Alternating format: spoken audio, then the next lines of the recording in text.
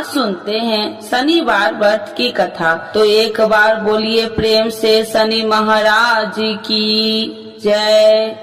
एक समय की बात है, सभी नवग्रह सूर्य, चंद्रमा, मंगल, बुध, बृहस्पति, शुक्र, शनि, राहु और केतु में विवाद छिड़ गया। विवाद का कारण था कि इनमें से सबसे बड़ा कौन है। कोई निर्णय न होने पर सभी देवराज इंद्र के पास निर्णय कराने पहुँचे। इंद्र किसी एक का पक्ष नहीं ले सकते थे, इसीलिए उन्होंने निर्णय देने में अपनी असमर्थता जताई। परंतु उन्होंने उन सबको पृथ्वी पर राजा विक्रमादित्य के पास जाने की सलाह दी, क्योंकि राजा विक्रमादित्य अति न्यायप्रिय थे। इंद्र ने कहा कि वे ही इसका निर्णय कर सकते हैं। इंद्र की सलाह से सभी ग्रह एक साथ राजा विक्रमादित्य के पास पहुँचे और अपने आने का कारण बताया। राजा इस समस्याओं से अति चिंतित हो उठे, क्योंकि वे जानते थे कि अगर उन्होंने किसी एक को बड़ा बताया तो बाकी ग्रह कुपित हो उठेंगे। तब राजा को एक उपाय सूझा। उन्होंने सुवर्ण, रजत, कांस्य, पीपल, सीसा, रंगा, जाष्टा, अभर्ग और लोहे से 9 सिंहासन बनवाए और उन्हें इसी क्रम से रख दिया। राजा विक्रमादित्य ने उस सब से निवेदन किया कि आप सभी अपने सिंहासन पर स्थान ग्रहण करें। जो भी अंतिम सिंहासन पर बैठेगा वही सबसे छोटा होगा। लोहे सिंहासन सबसे अंत में था, इस अनुसार लोहे सिंहासन पर बैठने वाला सबसे छोटा होगा। शनि देव सबसे अंत में लोहे सिंहासन पर बैठे तो इसीलिए वही सबसे छोटे कहलाए।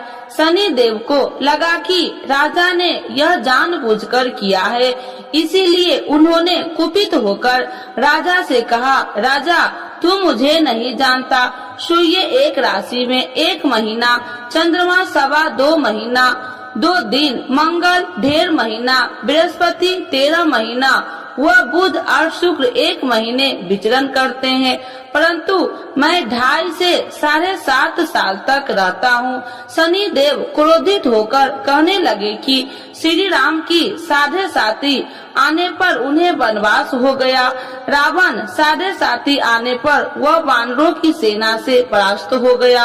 अब तुम सावधान रहना।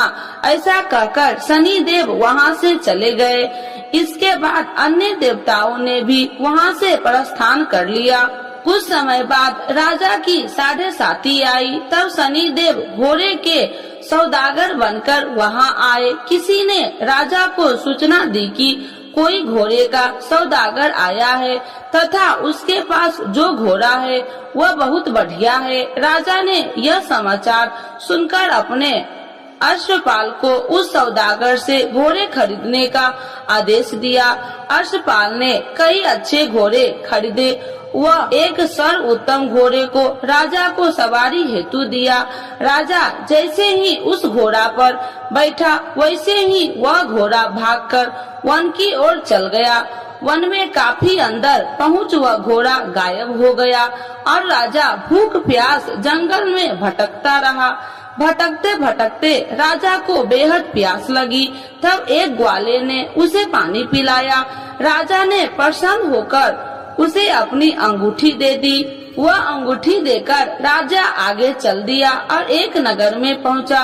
वहां उसने अपना नाम उज्जैनी निवासी बीका बताया। वहां एक सेठ की दुकान से उसने जल इत्यादि पिया और कुछ विश्राम भी किया।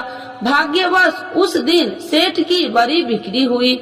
सेठ खुश होकर उसे खाना खिलाने के लिए अपने साथ घर ले गया।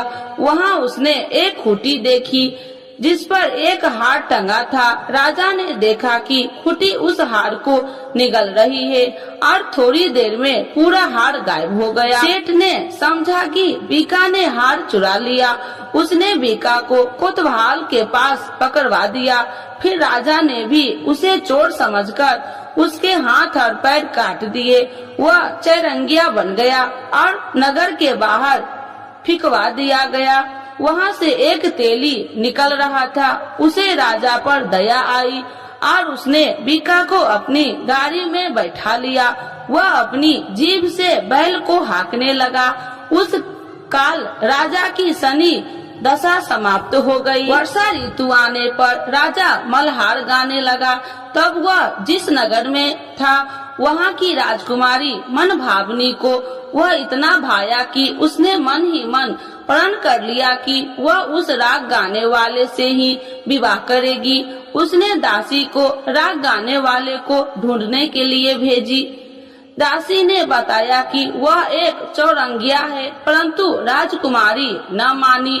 अगले ही दिन से राजकुमारी अनशन पर बैठ गई कि विवाह करेगी तो उसे सबने बहुत समझाया, पर फिर भी जब वह न मानी तो राजकुमारी के पिता ने उस तेली को बुलावा भेजा और विवाह की तैयारी करने को कहा। फिर उसका विवाह राजकुमारी से हो गया। एक दिन सोते हुए स्वप्न में शनि देव ने राजा विक्रम आदित्य से कहा, राजन, देखा तुमने मुझे छोटा बताकर कितना दुख झेला है। तब राजा ने उनसे क्षमा मांगी और प्रार्थना की, हे शनिदेव, जैसा दुख मुझे दिया है किसी और को न देना।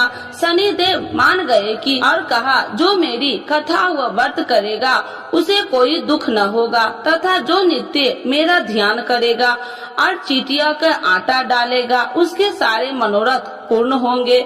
साथ ही शनिदेव ने राजा को उसके हाथ पैर की वापसी दे दिए। प्रातः आँख खुलने पर राजकुमारी ने जब राजा को देखा तो आश्चर्यचकित रह गई। बीका ने उसे बताया कि वह उज्जैनी का राजा विक्रम आदित्य है। सभी अत्यंत प्रसन्न हुए। सेठ ने जब यह सुना वह पैर पर गिरकर क्षमा मांगने लगा। राजा ने कहा कि वह तो शनि देव का कोप था, इसमें किसी का कोई दोष नहीं। सेठ ने फिर भी निवेदन किया कि मुझे शांति तब ही मिलेगी जब आप मेरे घर चलकर भोजन करेंगे। सेठ ने अपने घर कई प्रकार के व्यंजन से राजा का सत्कार किया। साथ ही सबने देखा कि जो खूंटी हार निकल गई थी वही उसे उगल रही थी। सेठ ने अनेक मनोहर देख राजा का धन्यवाद किया और अपनी कन्या श्री कन्वरी से शादी करने का निवेदन किया। राजा ने सहर्ष स्वीकार कर लिया। कुछ समय पश्चात राजा अपनी दोनों रानियां मन भावनी और श्री कन्वरी को उज्जैनी नगरी के लिए निकल पड़े। वहां नगर वासियों ने सीमा पर ही उनका स्वागत किया। सारे नगर में दीपमाला हुई, सबने खुशी मनाई। राजा ने घोषणा किया कि मैंने शनि देव को सबसे छोटा बताया था, जबकि असल में वही सर्वोपरि है।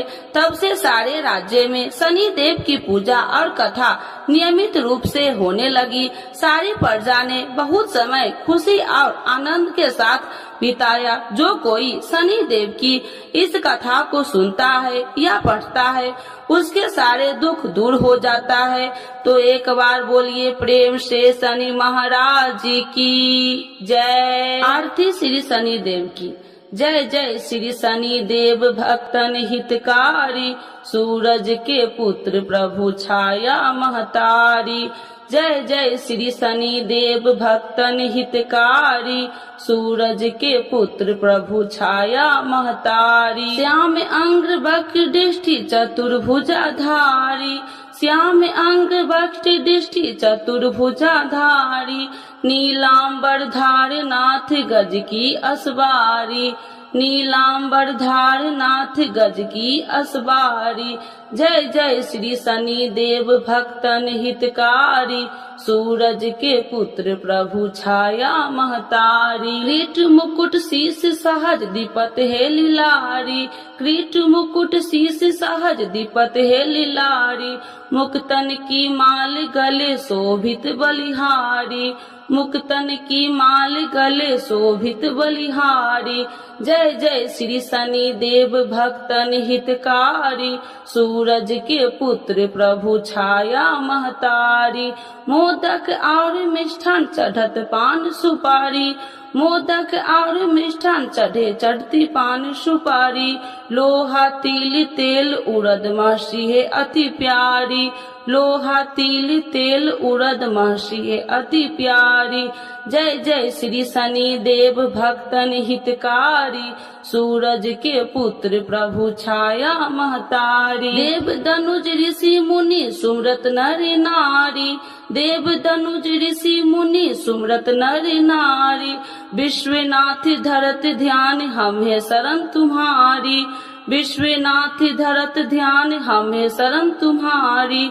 जय जय श्री शनि देव भक्तन हितकारी, सूरज के पुत्र प्रभु छाया महतारी। एक बार बोलिए प्रेम से शनि देवता की जय, छाया माता की जय, सूर्य भगवान की जय।